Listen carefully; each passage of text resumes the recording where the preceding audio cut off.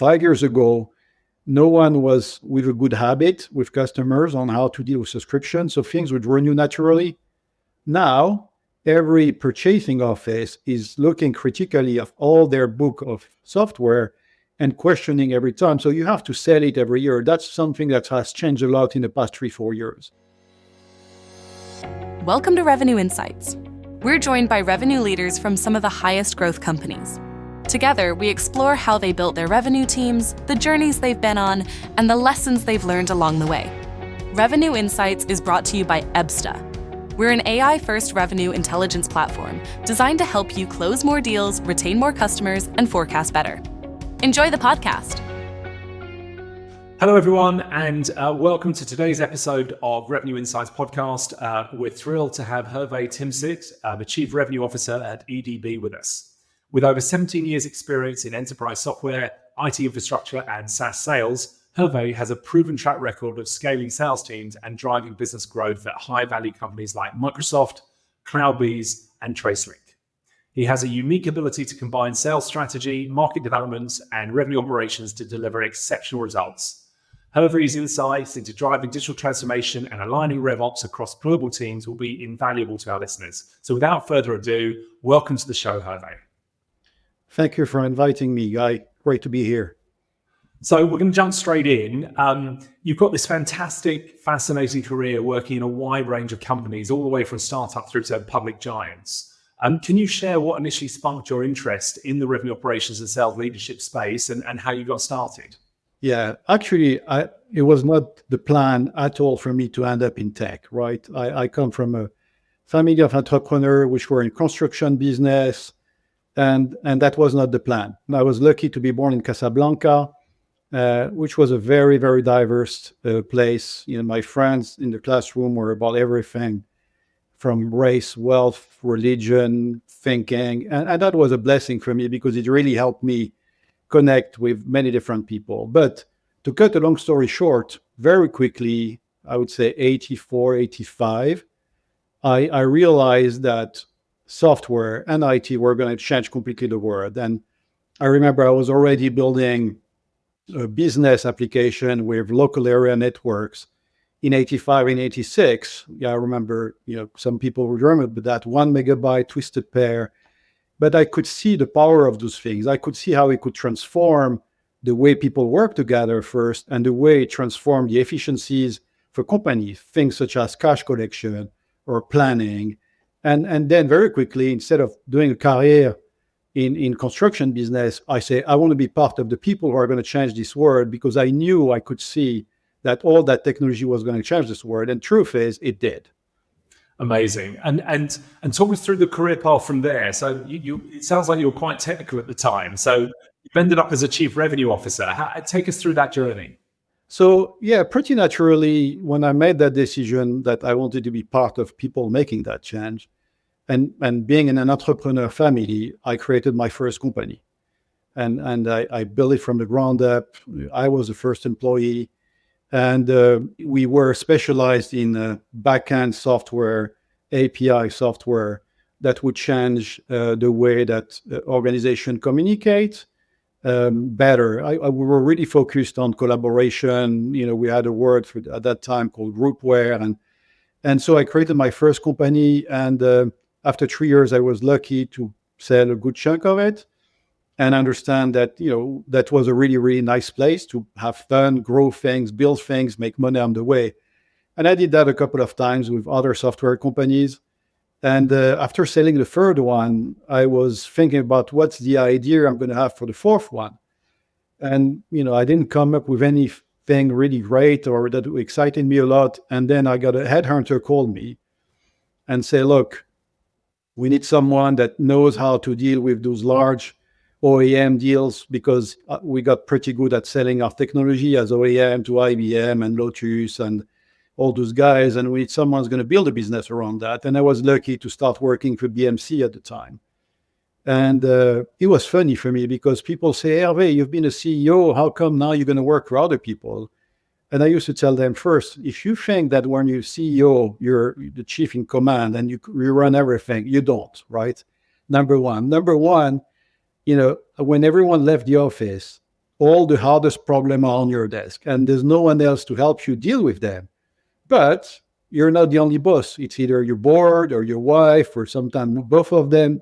So I told them, actually, there's not big a difference working for an organization because you always work with people or for people in some way. And for me, it was a revelation because building a business, a software business, without any best practices, never worked for a blue chip company before. I learned so much. At BMC. I learned so much with the different teams I worked with, whether it's Tom Schodorf, who ended up building Splunk, whether it was with John McMahon and those guys. And they were amazing mentors for me, which really helped me skill my game and get the science behind instinct. I did it again at EMC. And for all those times with blue chip company, I became kind of the guy who goes and fixes the sales force which are underperforming quite naturally. And I started to like it. I started to be good at it.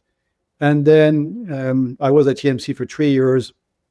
An old boss of me called me and said, Hervé, look, we have a great company, great products, great market, and a shit sales force. Do you want to come and help? And it was kind of the right timing for me. EMC was an amazing company, great culture. I love my time at EMC, but it's a big ship. And when you're an entrepreneur like me, sometimes you wonder, hold on a minute, whether I wake up in the morning or not, I'm not going to make such a big difference. I was running a $100 million business in EMC. That's nothing in the scale. And this is why I decided to have the third phase of my career, which is go back to high growth company, VC or PE funded. I did the same thing for a number of companies, build a sales team. And we can talk about that, how we do that. Grow the sales team, and then eventually acquire another company, sell the company, and then move to the next one. Some worked really well, some worked really bad. That's part of the game, right? I remember one time, built a great team, and then 4 months later, the shareholder says, sorry, we're going to sell the company. And we wasted a lot of time and a lot of talent. But that's part of the game. And then, what I used to do is to stay 2 or 3 years, do the job, build the team, and then get to evaluation event, move to the next one. And I ended up at EDB. And then, I'm not going to stay 3 years. I'm here to see it through. I've been here 3 years now. I started running EMEA as a VP for EMEA, being promoted last year as a CRO. And it's been an amazing ride, whether in my early days as an entrepreneur and then as I would say blue chip sales leader, and then as back in high growth, has been an amazing journey for me, where I learned so much. It sounds fascinating, and what an amazing experience and going through that at a unique time in history. So incredible to hear. So look, at EDB, give us an understanding of kind of how big the team is that you're responsible for. So my team is around 250 people overall. So I run all the go-to-market teams. The company is about 800 people now. So it's a good part of the company, but it's everything that has to do with revenue generating activities and go-to-market activities. And when you're managing a team of 250, how many direct reports have you got? How many people do you end up having to work with every day? Ideally, you want to be below 8, right? But in times of transformation, sometimes it's really hard because as you're transforming the business and building, it's not always perfect. I had at some point to have 12 direct reports, which was really, really hard. So I'm back to 8 now, hopefully 7 soon. And I think that's a good size. But again, you have to not look for perfect, because as you build and transform, there's no perfect. And sometimes you have to stretch yourself. Yeah, they say great is the enemy of good. So I buy into that absolutely. As a CEO of a scale-up, that's all we can hope for. So at EDB, you oversee a global sales team and are deeply involved in driving strategy. How do you focus on ensuring alignment between sales, marketing, and success? Because we're seeing a lot of energy at the moment. In fact, I've just been reviewing. Most of our listeners will know about our 2024 benchmark report. We're just working on the 2025 benchmark report, and we saw a step change in the role of the seller. While maybe over the last year or two, historically, the seller was a single purpose vehicle, and there was someone else responsible for top of funnel, and there was other people responsible for cross-sell and upsell. We've seen a massive shift this year with the seller being almost 360, and over half of the businesses that we talk to are either have their sellers as 360 or intend them to be. It kind of reminds me of the old days, because that's how we used to do things, it makes a lot of sense, right? Because you've got the buyer had to get confidence and trust in the seller if they were to sign the contract in the first place. So holding on to that relationship, I think, is really, really powerful. But are you seeing the teams aligned, and how are you finding to bring everyone together? So there's a couple of things that have not changed so much, and a couple of things that have changed a lot, right? When we started to sell software many years ago, the thing was you would show up in front of the customer and you would drop the toolbox in front of him and say, that's the price of the toolbox, and you, Mr. Customer, is going to have to figure out how you use it. And we evolved, and we talked a lot about those years about value selling and solution selling and all those things. The truth is, we're still way behind. The vast majority of sellers in this world are still selling tools and features and function. And so that's one, and I'll get back to that. The other piece which has changed is the dynamics, right? We used to sell perpetual software and hardware, and we're selling most of it is subscription now. And not only we've changed the way we sell, but also the customers have changed the way they buy, but also the way they renew. Right. 5 years ago, no one was, I would say, with a good habit with customers on how to deal with subscription. So things would renew naturally. Now, every purchasing office is looking critically at all their book of software and questioning every time. So you have to sell it every year. That's something that has changed a lot in the past 3-4 years, which obviously creates a lot of pressure on your churn. So we have to consider all those movements, and that goes back to what you're saying about make sure you address all those stakeholders in the account. So one way I've used in many ways to align all those things is really change the culture from silos and aligning behind one thing, which for me is value setting. Really understanding and defining for the whole organization what are the 3 or 4 things we're about.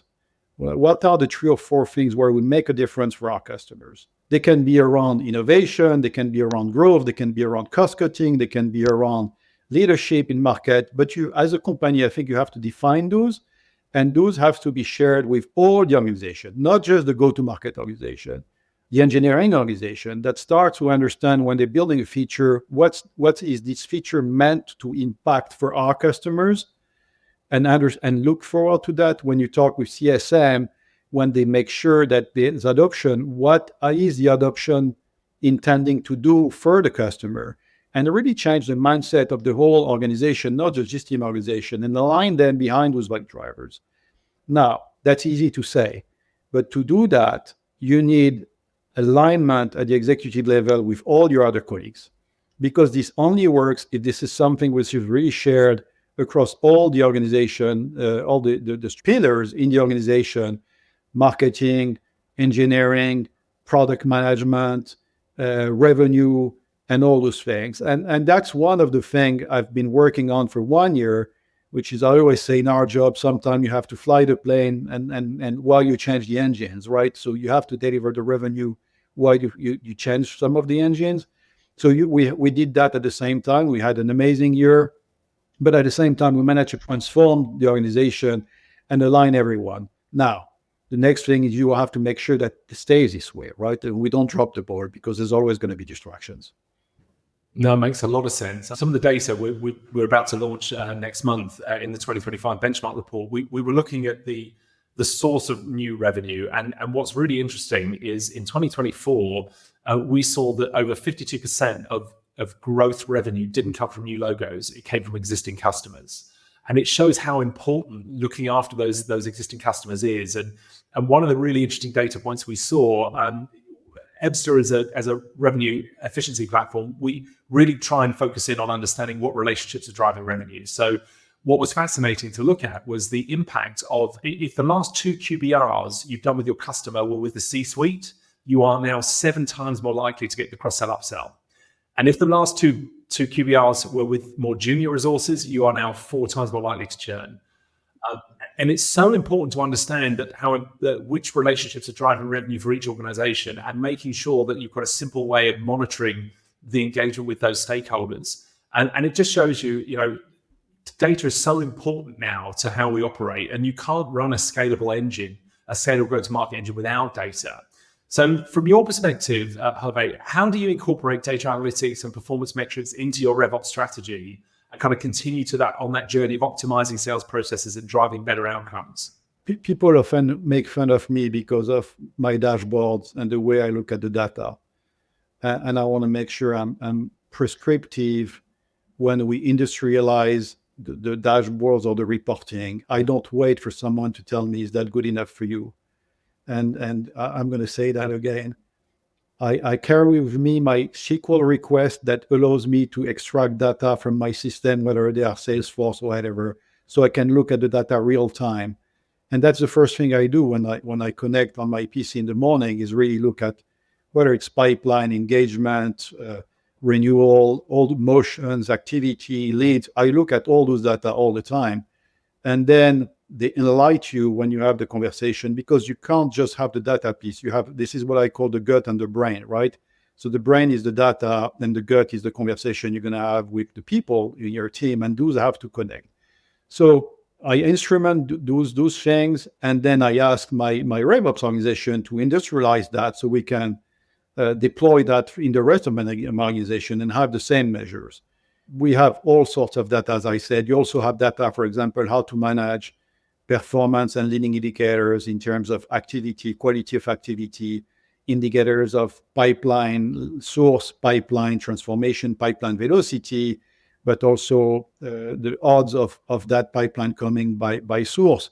You're looking at the performance of each one of your functions, whether it's demand generation, digital marketing, whether it's outbound prospecting from your SDR, and you connect all those data together. I would say I probably spend an hour and a half every day just looking at that data. Now, you have to make sure looking at the data doesn't change the data. So you have to make sure you protect your time and you spend time on the field. The best time for me is when I'm on the field with customers. That's a really good way also to connect those things, what you see from what the business is telling you and what the customers are telling you.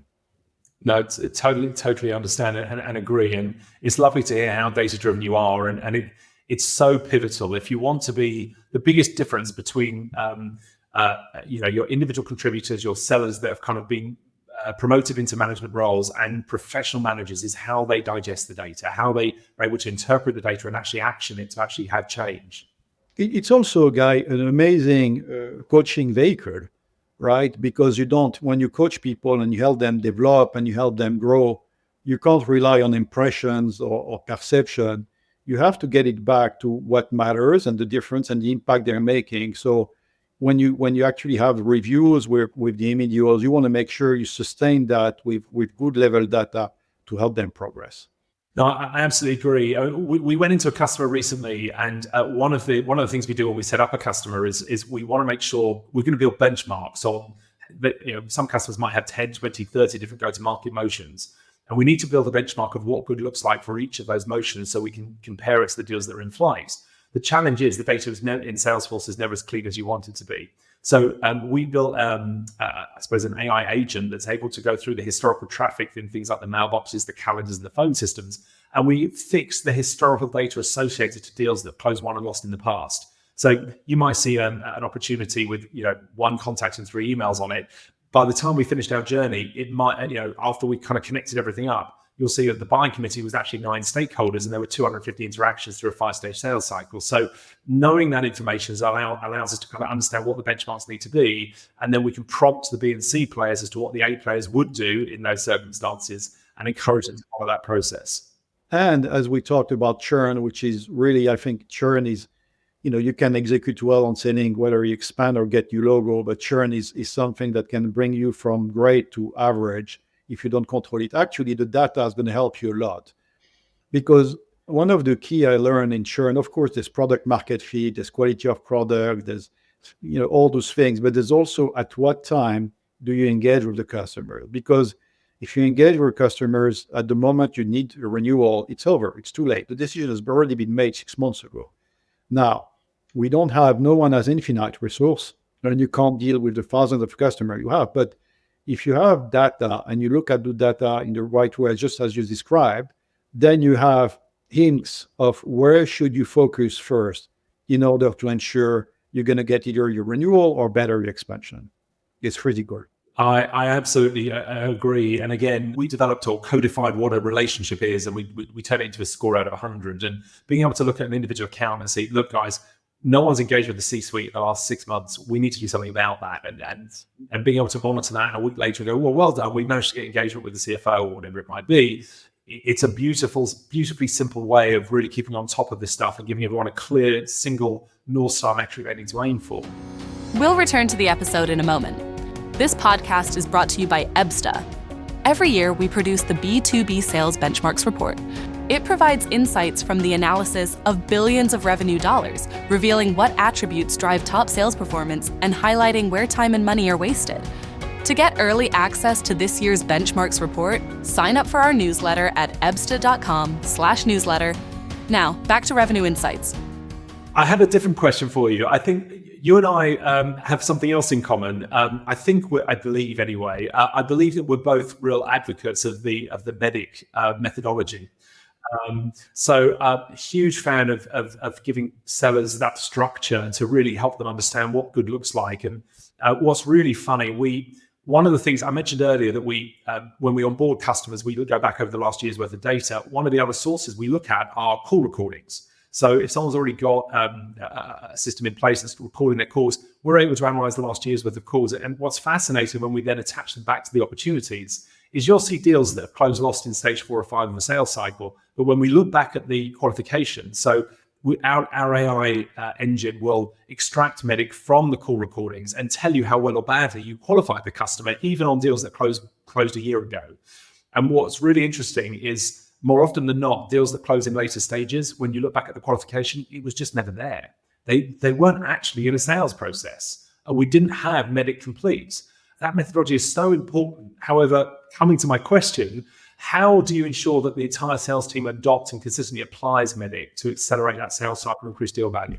When you look at salespeople, it's really hard because you have to be optimistic and you have to be extremely paranoid at the same time. So that could be the definition of being crazy, but you have to do those things. So you have to believe in what you're doing, but at the same time, question all the time what you're doing.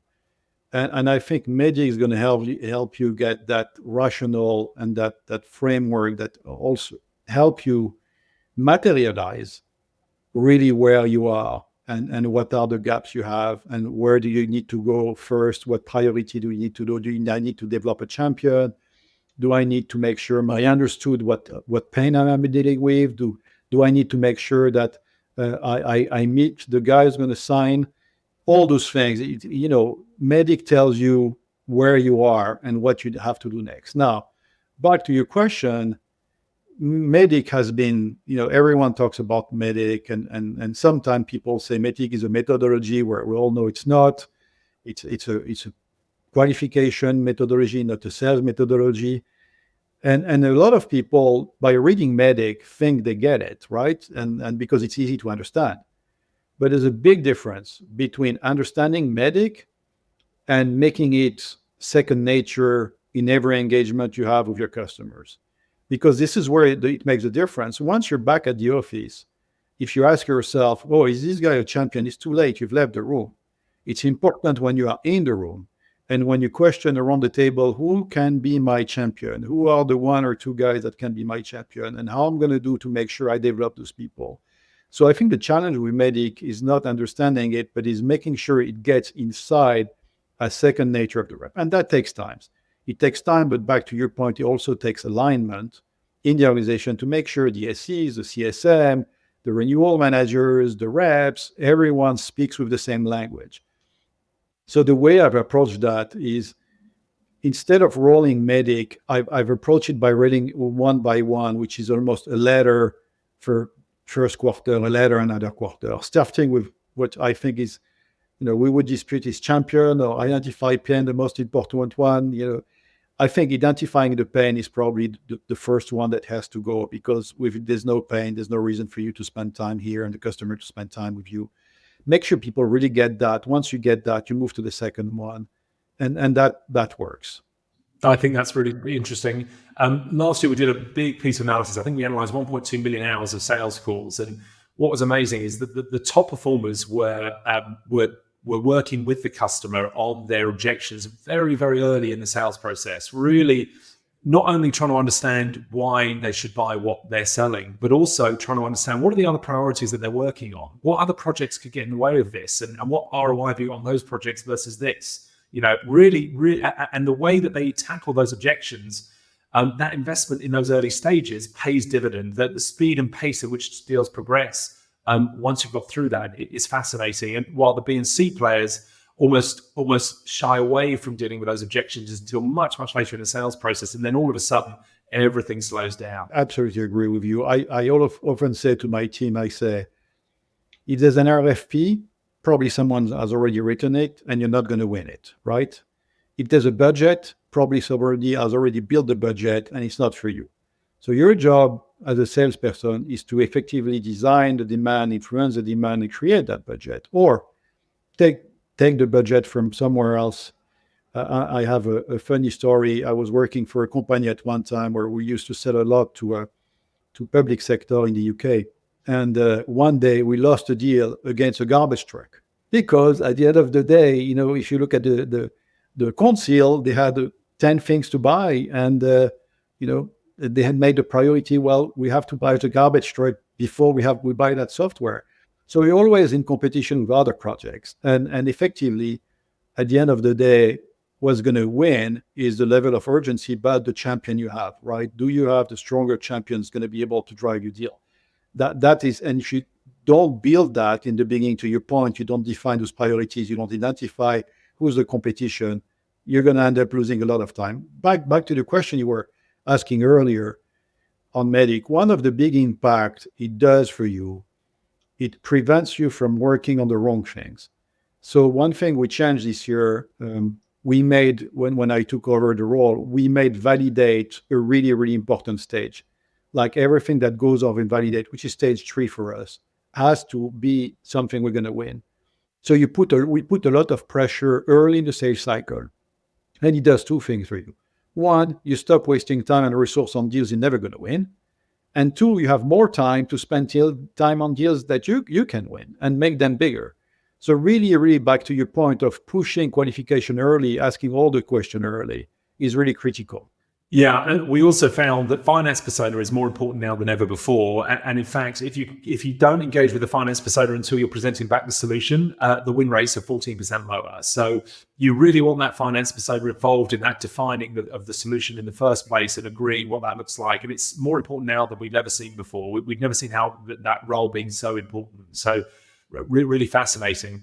And the other takeaway for me on MEDDIC, I kind of split the learning into two very different parts. I think there's one part of it which is all about understanding and explaining to the sellers as to why each part of MEDDIC is important and why you should ask the questions and how to ask the questions and dig deeper and so on.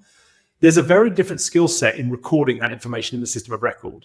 And actually, what we see is a lot of sellers are actually using the methodologies, but they're not consistently recording it. And that was when we introduced our own call intelligence kind of feature set, where certainly not as broad as the likes of Gong, but it's very focused on extracting the MEDDIC from the call recordings, populating it into Salesforce fields, and giving them a score.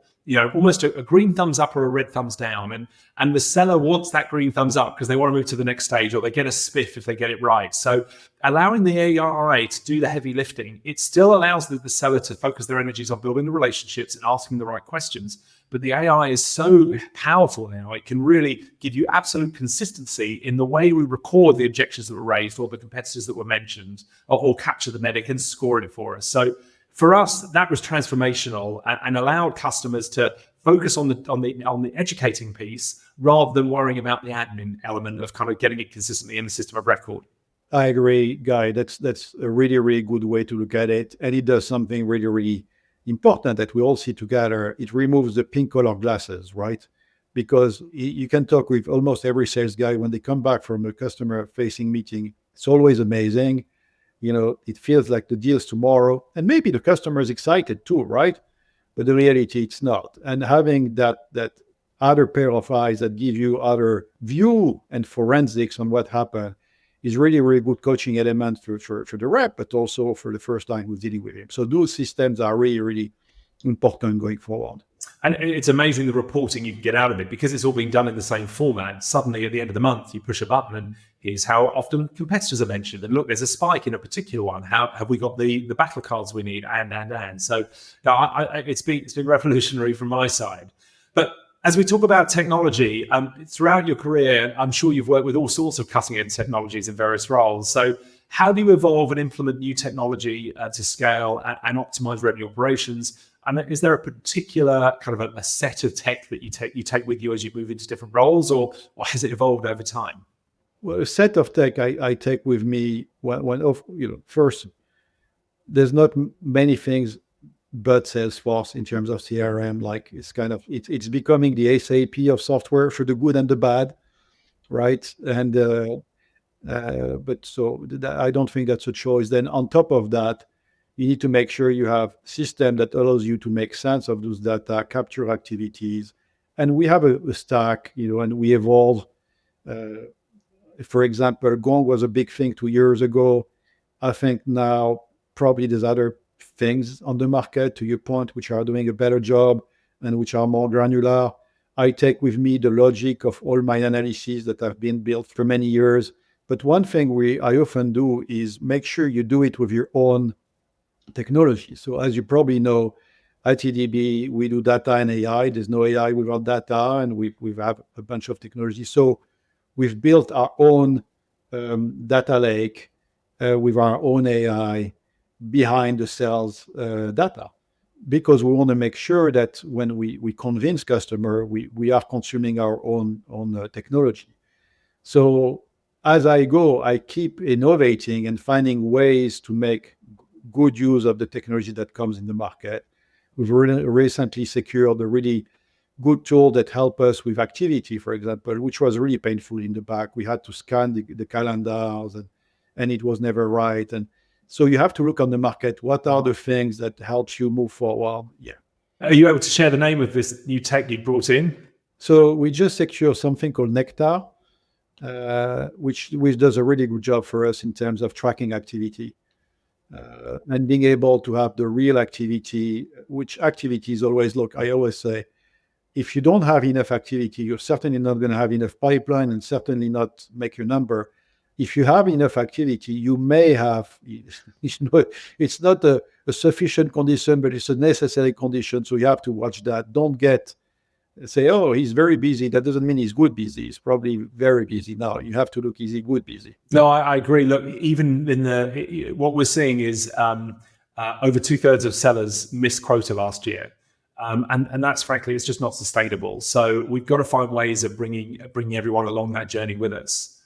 Yeah, and that's a tough one, Guy. Look, because the reality is that there's the level of expectation from your shareholder, from the board, doesn't have the same speed as the reality on the market. The reality is when you do enterprise selling, yeah, you can be lucky and get a deal in 3 months or 5 months or 6 months because you get at the right time of something that has been building for you. But the reality, it takes you 6 months to a year to build a deal. And for reps, when you get reps in new territory where they're going to have to build a pipeline, it's really, really hard to make sure that you align quota attainment with those reps. I think the quota attainment for me is more of an issue of course, having the right people, giving the right coaching, the right training, all of those basic things. But I think there's a disconnect between the expectations with the financial world and the reality of what is it to build a business. And that creates a lot of pressure on that problem you were talking about, which is effectively making quotas. Yeah, I agree. I think there's always pressure in that area. I think that the challenge is how do we deal with that pressure? And on one side, you become more data driven. You bring in consistency. You get everyone doing things the same way, and ideally they're all following the playbooks that the top performers are achieving. Unfortunately, a lot of businesses go the other way, which is that, well, let's just get rid of the low performers and spend more money on marketing. And the problem with that is that you end up with a high volume of leads coming into the business, but they don't match ICP. So as a percentage of the leads coming in, ICP is now getting even smaller, and the top performers don't care because they can smell out the good opportunities. But the B and C players, they just get lost. And so we need to, it's our job as leaders to give them the structure, to give them the tools they need and the data and the insights to prompt them as they move forward so that they can replicate best practice. And ultimately, if you've got 20% of the reps hitting quota, there's no reason why the rest of the sellers can't get closer to that number, because you've proven you've got product market fit. And really what we need, us as leaders, our job is to make it easy and to follow best practice and make the quickest route from A to B to be the right route. Otherwise, they'll keep going the wrong way. And back to this point, I always say, sometimes people feel, oh, we want more revenue. It's easy, just hire a bunch of reps, right? And we get more revenue. Well, that doesn't work that way. I say, of course, you need more feet on the street. That's one way to do it. You need to get your people more productive. That's another way to do it. You need to have better other products to sell. That's another way to do it. Ideally, all of the above. But there's one, what I call limit to the physics. It's not just reps. It's also first lines and second lines. And in our jobs, you probably know that the first line job is the most important and difficult job in this profession. So actually, when you want to have more feet in the street, which is one way of increasing, revenue, you want to make sure you find great first line. And first lines don't come, it's a very scarce resource. And if you make a mistake on the first line, then you have an impact which is 5 people. So I think the critical point when you do that is equip yourself with first line, which are data-driven, that's done it, that know how this works, that already have that in that baggage. And then you can move the needle on the capacity. I absolutely agree. So looking ahead, how do you see the role of RevOps evolving? It's such a fast-pacing space right now, and in particular in the context of digital transformation and what we're now seeing with these AI-driven technologies. Look, I have an amazing RevOps leader, an amazing team of RevOps. In 8 months, they've changed completely the way we work. I'll talk about what it does for us, but also the job of RevOps is to make sure it frees up time for the field to have more face time for customers. The last thing you want, when the instrument, you want to make sure you instrument in a seamless way that doesn't impact the time of the people, because otherwise but what it did for me, reinventing the way we capture that data, reinventing the way we correlate that data across the different silos, adjusting the processes. I moved like everyone else from sales ops to RevOps, but the way we optimize revenue, whether it's with the price of our product, the price increase, our upsell strategies, our new logo strategy, I could not do that. It's like flying a plane, right? If you don't have those data for you, you don't know where you're going. And the world is changing really fast. Technology is coming up really fast. So you need to have that feedback loop that only RevOps can build for you and give you the ability to navigate correctly. Yeah, I think my takeaway for RevOps is try not to go too junior. It's kind of where I landed. I think frankly, the VP RevOps has a place to sit alongside VP Sales, Marketing, and Success, and I think it's such a strategic role. What we service a lot of PE-backed businesses, and what we see a lot of the times is a RevOps function that's been banging the drum that we talk about, consistency and in the way that people operate and following best practice and so on, but the leaders aren't listening. And so you need a RevOps function. You either need a CRO that actually buys into it in principle, or you need a RevOps function that's got the gravitas.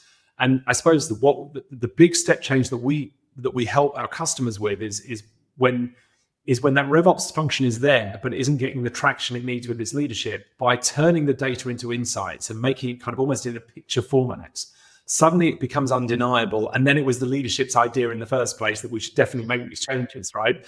And that's when the rubber hits the road. RevOps can know all of this stuff, but actually communicating it to commercial leaders, why should they focus on making these changes? Why is it important that we bring in this consistency? Why do we need to qualify? Why do we need to be multi-threaded? Why do we need to engage certain personas? When you show it to them, when you can see that the win rates are higher when you do these things, suddenly the buy-in goes, and something that the penny drops and the buy-in comes. Yeah, Guy. And it's also the culture you instillate. So back to your point, my VP of RevOps sits in my RVP meetings, is with us, is he's full part of the team. But it's also the way you communicate and you hold your team accountable. I'm very data-driven, and I'm going to ask a data-driven question, right? And then my leaders are going to need the support of their the RevOps leader to make sure they're equipped with those data. So it kind of flows naturally, but it's also the culture you instillate amongst your people and make sure that they think the same way. I totally agree. Hervé, it's been fantastic getting the insights from you today. Thank you so much for your support and time. If anyone wants to get in touch with you, how do they go about doing that? Just drop me an email, hervé.timsit@enterprisedb.com. Happy to help. And thank you for having me here, Guy. It's been really, really nice to spend and discuss those things with you. Thank you so much. And look forward to paths crossing again. And thank you for joining us. Thank you. Thanks for listening to Revenue Insights from Ebsta. If you want to learn more from some of the brightest minds on how to predictably and efficiently grow revenue, then subscribe to our newsletter. We'll deliver actionable insights straight to your inbox. Go to ebsta.com/newsletter. See you soon.